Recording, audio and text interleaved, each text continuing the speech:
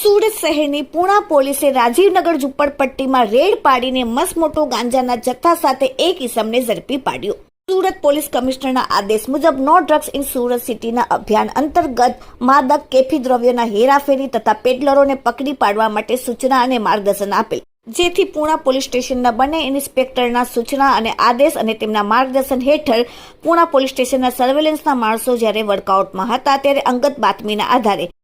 આરોપી 1 ધર્મેન્દ્રસિંહ રાજપૂત તથા 2 દીપકસિંહ રાજપૂત બંને ઉમરવાડા નવા કમેલા રાજીવનગર ઝુંપડપટ્ટી ઘર નંબર 194 પહેલા માળે દાદરની સામેના રૂમમાં ગેરકાયદેસર માદક પદાર્થનો ગાંજો રાખીને વેચાણ કરે છે, જેથી પોલીસે બાતમીવાળી જગ્યાએ વોચ રાખીને ત્યાં રેડ પાડીને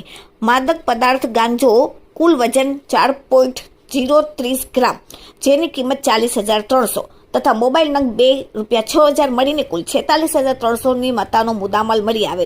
જેમાં એક ઇસમ ધર્મેન્દ્રસિંહ રાજસેવક રાજપૂત ધંધો નાસ્તાની લારી રહેવાસી રાજીવનગર ઝુંપડપટ્ટી સાંઈબાબા ગલ્લી ઉમરવાડા સુરત અને મૂળ વતન ઉત્તર પ્રદેશ વાળાને પોલીસે પકડીને કાયદેસરની કાર્યવાહી કરેલ છે। પકડાયેલ આરોપીનો સલાબતપુરા તેમજ પૂણા પોલીસ સ્ટેશનમાં જુદા જુદા ગુનાહિત ઇતિહાસ ધરાવે છે, જ્યારે અન્ય ઇસમને પોલીસે વોન્ટેડ જાહેર કર્યો। Bureau report, daily India TV, Surat.